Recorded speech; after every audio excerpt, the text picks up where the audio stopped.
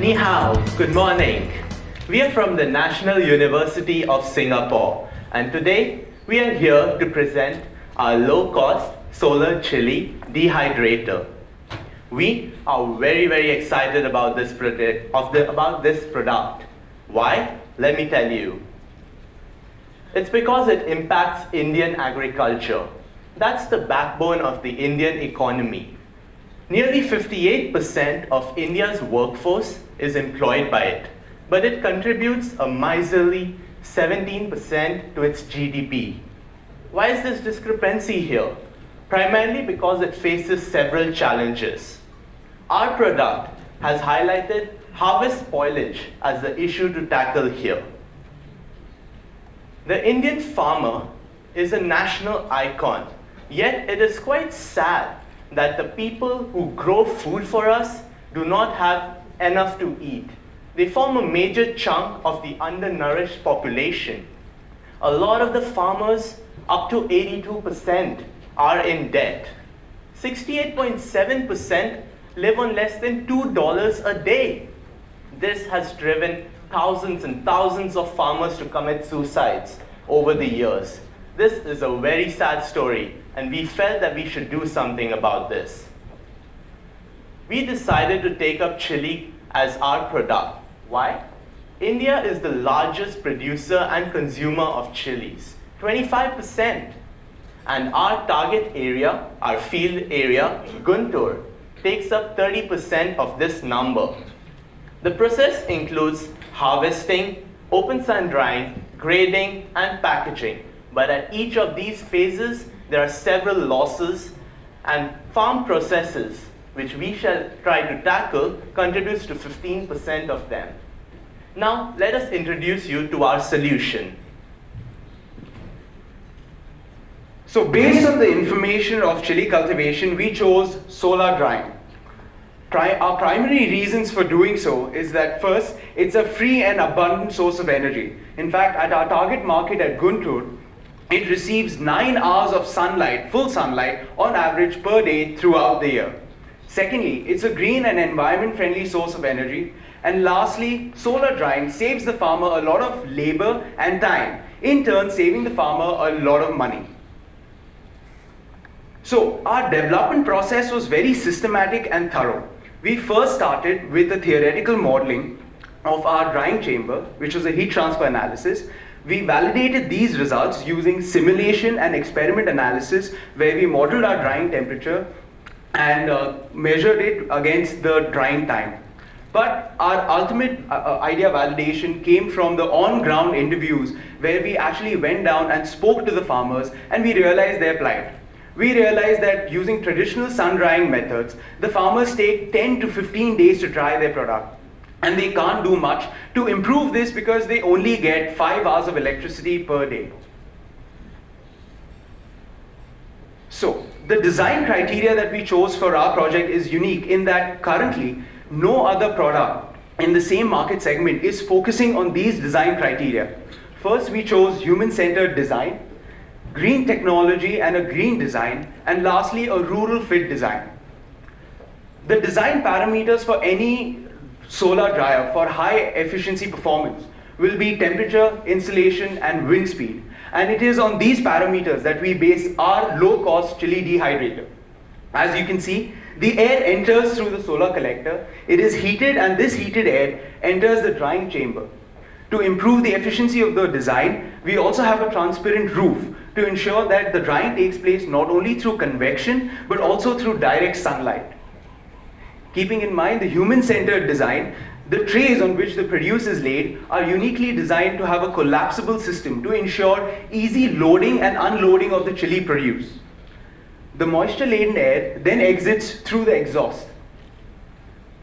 The materials chosen for this design are also locally sourced and environment-friendly. I would like to stress here on the use of smart latent heating. Most dryers operate at a very high temperature and sometimes may result in damaging the product. But using smart latent heat such as paraffin wax, we are able to provide a uniform drying temperature in the drying chamber, hence ensuring a very high quality product. The technical specifications of our dryer are, it has a drying capacity of 400 kgs per drying cycle. Each drying cycle lasts 27 hours or 3 full sun days. And now to tell you more about the social impact of our design. So in addition to being a low-cost chili dryer, our product is meant for implementation in rural India. So for this, we have designed the dryer to be rural fit. So how we have done this is, first, it's an off-grid device. In rural India, the average village gets only 3 to 4 hours of electricity per day. So for this reason, our device is powered by a solar panel. It is also built by locally sourced materials, and it's durable and low maintenance. Why? Because we engage the local craftsmen to build the device itself from materials such as wood, which can withstand the environmental effects such as rain, which normally spoil the produce. And since our dryer is of a seasonal nature, it's used only 3 times a year. So for this reason, we have given it a secondary use of also drying timber, which is done annually in the region that we have targeted also. In addition to being a frugal innovation, our dryer is also designed with high environmental consciousness. So for this reason, it is powered by renewable energy, is independent of the electricity from the grid, it produces no greenhouse gases of any kind, and it's made from easily available and locally sourced materials. And finally, all the parts that are used in the product can be recycled or reused for other purposes. In terms of the finances of the dryer itself, the farmer can dry 48 tons of chili per year because of this device. And this results in a monthly increase in income of 220 Singapore dollars or 5,500 Taiwanese dollars per month.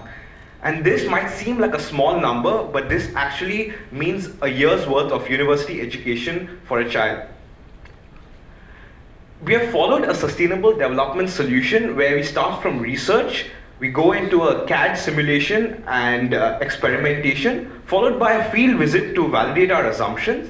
Then we do prototyping and field testing, and finally we implement the solution with local partners. As of now, we are currently prototyping our solution in the National University of Singapore, and we will be field testing it at the end of this year. We have collaborated with a local university in India to help us implement the solution as well, and we're talking to some local NGOs who are interested in this product. But this doesn't stop here. The cycle continues because when we implement the solution, we realize other problems that are faced in the local economy, and that's when the new product comes in. So when you look at our product, when we realize one thing, it's not just a solar chili dehydrator. We're trying to solve bigger problems in India as a whole. We're trying to build a university of rural skills where village craftsmen can become engineers. How? Because they can build products for their local economy. We're trying to build a knowledge-based social network, which is essentially where the community comes together to work and manage the solutions that they need in the community. And finally, we're trying to rebuild entrepreneurship where we don't rely on investors and other forms of complicated technology, but we engage local women and children and engage them in the process, because that's how the rural India can be improved. So in summary, I would like to leave you with one line that we feel is perfect for this competition. 改变世界. Thank you. Have you got any feedback from the users or any farmers that use your invention already?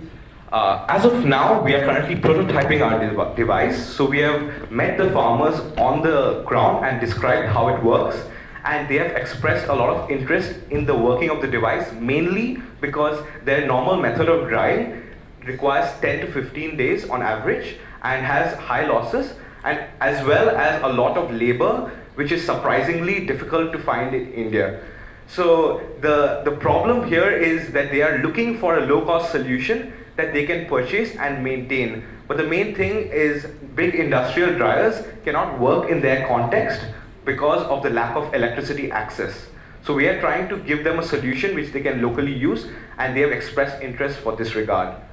I really appreciate your design, but however, can you provide more quantity data for us? For example, how much air in, come out, and how about the dry condition? Yeah, so I'll take you through the process. Basically, we're using a solar air collector where there's an air inlet. The air inlet will actually, the amount of air that's entering the air inlet will be controlled by the exhaust fans. And this has also a lot to do with the amount of chili being dried and the wind on that particular day. And it will be somewhere between 1 to 2 meters per second. In addition to what my colleague said, we have chosen this average value of 1 to 2 meters per second based on our experimental data, where we saw the effects of different wind temperatures on the chili drying itself at our lab. So we have concluded that an approximate wind speed will be ideal for a uniform quality of chili, because that's the most important in the end, which is quality. And we have also verified these numbers at the location, and we have checked that we can actually achieve these wind velocities at the target location. Thank you. 谢谢。